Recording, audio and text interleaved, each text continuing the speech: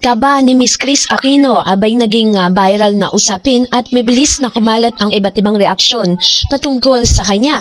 Ang kalagayan ni Samuel sa panalawa. Siyempre po mga kachika, nung humihingi po ng panalangin sa atin si Kris Aquino dahil inilalaban po niya yung kanyang kalagayan para sa kanyang dalawang anak na sila Kuya Josh at Bibi, binibigay po natin ang ating panalangin sa kanya. Lahat halos po tayo naglalaro ng panalangin para sa ikagaganda ng kalusugan ni Kris Aquino. Ngayon, tuloy mo. Ngayon nakita mo maganda ang itsura niya.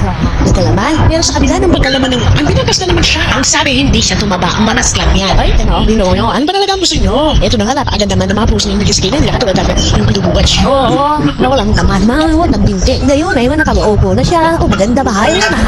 O, amig. At alam mo, maayos kami sasabihin nyo ngayong manas lang yan. Ano ba talaga? Bagaman yung mga alam talagang ganitong kalakaran, ang tawag nila doon ay mooncake face. Alam nyo nga yung mooncake face kasi nagkakalaman nga dahil nga po doon sa kanyang ginagamit. Inamin naman niya ng steroids yan, dahil yun yung po dahil sa kanyang autoimmune disease. Pero hindi po ba mga kachika, ang sarap malaman na yung ating mga panalangin ay dininig para kay Kris Aquino. At huwag na nating guhin pa yung kanyang kalagayan ngayon. Ako, hindi naman tumabayan eh. Minanas lang yan. Manas lang ang nakikita natin. Manas yan. Kawawa naman masyado yung ano. Ano ba dapat yung gawin? Oo. Maging masaya lang po tayo kung ano po yung pinipost ni Kris Aquino na maganda naman. Maayos siya. Maging masaya lang po tayo doon. Ano? Hingi ng ano tayo, di ba? Panalangin na magdating kalagayan ni Kris na yun ang ibigay ang ating panalangin na sagot. Ganyan na po.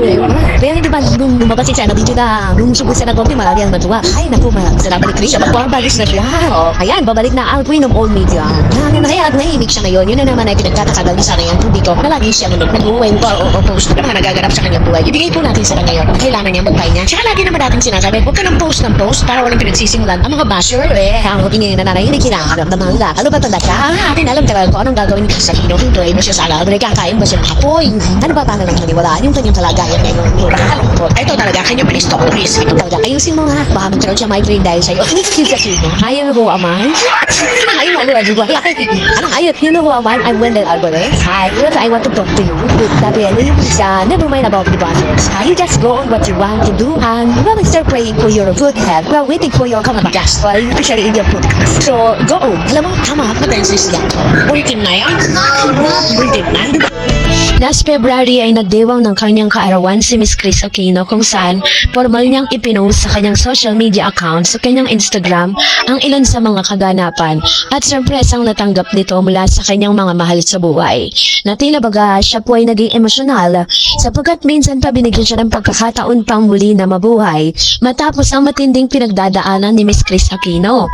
Pero matapos kumalat ang ilan sa mga photos and videos kung saan ay talaga namang kakaiba ang napansin ng mga netizen bukod po sa napakagandang mga preparasyon, napakasarap na mga pagkain na inihanda para sa kanya, ay may kakaibang napansin nga ang mga netizen. Katulad po ng tinalakay ni Manay Christopher Min sa kanyang YouTube channel na Showbiz Now na, napansin ng mga netizen ang pagtaba ni Kris. Muling naging sentro ang usapan sa social media ang kalagayan ng tinaguriang queen of all media na si Kris Aquino matapos mapansin ng ilang netizen na tila nagkaroon siya ng kaunting pagbabago sa kanyang pangangatawan. Sa mga larawang kumalat kamakailan sa internet, may ilan na nagsabi na tila medyo tumaba umano ang dating payat na actress at TV host. Ang simpleng obserbasyong ito ay agad naging paksa ng intriga sa social media. May mga netizen na nagkomento tungkol sa kanyang itsura, habang may iba naman na agad siyang pinagtanggol at nagsabing hindi dapat gawing issue ang kanyang pisikal na pagbabago. Sa kabila ng mga komentong ito ay maraming tagahanga ni Kris ang nagsabing mas mahalagang tignan ang mas malaking larawan, ang kanyang patuloy na pakikipaglaban sa sakit at mga senyales ng pagbuti ng kanyang kalusugan. Sa loob ng ilang taon, nasaksiyan ng publiko ang malaking pagbabago sa katawan ni Kris Aquino dahil sa kanyang mga autoimmune disease. Kapansin-pansin ang labis niyang pagpayat sa mga nakaraang taon. May mga pagkakataon pa nga na nagbahagi siya ng mga larawan sa social media kung saan makikitang talagang payat na payat siya dahil sa epekto ng kanyang karamdaman at ng mga gamot na iniinom niya. Kaya naman nang makita ng ilang netizen ng mga bagong larawan kung saan tila may mas laman na ang kanyang katawan kumpara noon, mabilis itong naging paksa ng usapan. Para sa iba, ito ay isang simpleng obserbasyon lamang, ngunit para naman sa iba, ito naman ay naging dahilan upang gumawa ng mga haka-haka tungkol sa kanyang kalagayan. Sa social media, mabilis na kumalat ang iba't ibang reaksyon tungkol sa sinasabing pagtaba ni Miss Kris Aquino. Ang ilan at netizen ay nagbigay ng negatibong reaksyon at ginawang paksa ng intriga ang kanyang pisikal na pagbabago. May mga nagsabing nagulat sila sa kanyang itsura kumpara sa dati.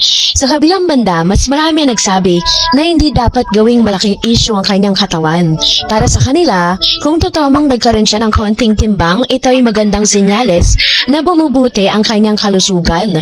May ilang pang netizen na nagsabi na mas mabuti ang makita si Chris nang may laman ng katawan kaysa sa sobrang payat na itsura na ipinakita niya noong kasagsagan ng sakit. Matatanda ang ilang taon nang nakikipaglaban si Chris Aquino sa iba't ibang autoimmune disease. Ang mga sakit na ito ay nakakaapekto sa immune system ng katawan at maaaring magdulot ng matinding immune system ng katawan na maaaring magdulot ng matinding panghihina at iba pang komplikasyon. Dahil dito, napilitan siyang magpahinga mula sa kanyang trabaho sa telebisyon at showbiz upang unahin ang kanyang pagpapagamot.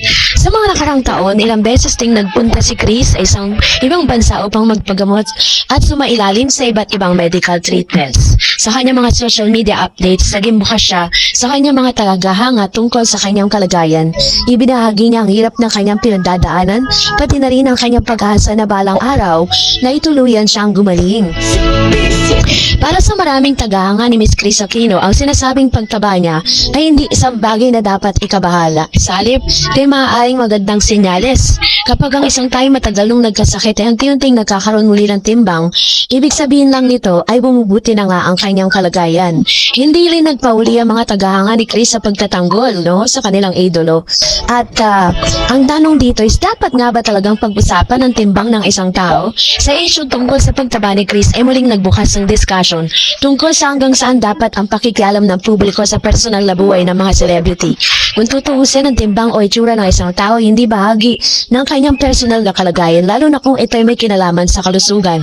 Mas nararapat pairalyan ng respeto at pangunawa. Sa halip na gawin ang intriga, mas makabubuti kung ituon ang pansin at pagbuti ng kalagayan ni Chris at sa kanyang patuloy na pakikipaglaban sa sakit.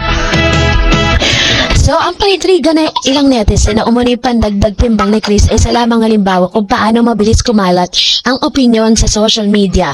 Gayon naman para sa maraming tagahangan at pag-suporta ng Queen of All Media, ang mas mahalagang usapin ay ang gayang kalusugan at patuloy na paggaling. Please, chismis, feel the groove.